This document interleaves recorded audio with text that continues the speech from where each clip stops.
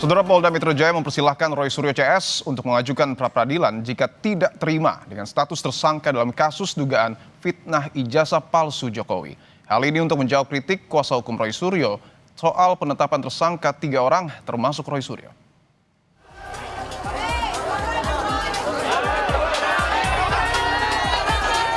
Apabila para tersangka atau kuasa hukum keberatan, maka dipersilahkan untuk melakukan pengujian melalui mekanisme pra-peradilan. Pertama, Kurnia Tri Royani. Kedua, Rizal Fadila. Ketiga, Roy Suryo. Kritik ditetapkannya Roy Suryo beserta 2 rekannya yakni Kurnia Tri Royani dan Rizal Fadila sebagai tersangka direspons Polda Metro Jaya dengan mempersilahkan kubu Roy untuk ajukan permohonan pra-peradilan. Adapun terhadap penetapan tersangka yang sudah kami lakukan, apabila para tersangka atau kuasa hukum keberatan, maka dipersilahkan untuk melakukan pengujian melalui mekanisme pra-peradilan. Sebelumnya dalam konferensi pers Kamis lalu, kuasa hukum Roy Suryo CS mempertanyakan penetapan status tersangka terhadap 3 orang tanpa menjalani pemeriksaan sebagai saksi atas pokok perkara yang dilaporkan Jokowi. Bagaimana ada 3 orang yang ditetapkan tersangka padahal substansi pemeriksaannya belum masuk kepada perkara atau pokok-pokok peristiwa apa yang dipersoalkan oleh penyidik sehingga ketiga orang ini naik menjadi tersangka. Siapa saja? Pertama, Kurnia Tri Royani. Kedua, Rizal Fadila. Ketiga, Roy Suryo.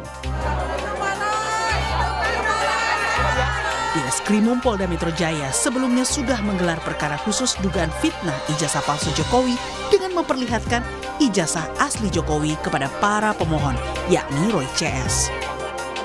Usai diperlihatkan, Roy berkesimpulan ijazah tersebut palsu karena pas foto di ijazah tersebut seperti cetakan baru. Ini ijazah dari lulusan UGM Fakultas Kehutanan tahun 85. Ya. Ya, bulan Mei ini ya. Jadi artinya hasil fotonya tuh sudah mulai memudar. Nah, coba kita bandingkan dengan yang kemarin bahkan yang kemarin itu lebih jelas lagi dari ini. Kita bisa tahulah kualitas cetakan. Apakah itu chemis, kualitas kimia, atau itu adalah printing baru. Buktinya kalau itu bukan cetakan lama seperti yang Anda sampaikan apa? Terlalu kontras. Menanggapi klaim Roy Suryo yang meragukan keaslian ijazah Jokowi, Direskrimum Polda Metro Jaya tegaskan, dokumen utama dan dokumen pembanding pengujiannya dapat dipertanggungjawabkan secara akademik maupun saintifik. Dalam hal pengajuan atas dokumen barang bukti dan alat bukti, penyidik mengutamakan proporsionalitas yang dapat dipertanggungjawabkan secara akademik maupun saintifik. Adanya dokumen yang dilakukan uji laboratoris adalah dokumen utama dengan dokumen pembanding yang diterbitkan di tahun yang sama dan lembaga yang menerbitkan sama. Terus berhembusnya opini soal keaslian ijazah Jokowi. Polisi minta semua pihak menahan diri agar publik tidak terus-menerus mendapat informasi bias di tengah proses penyidikan yang masih berjalan.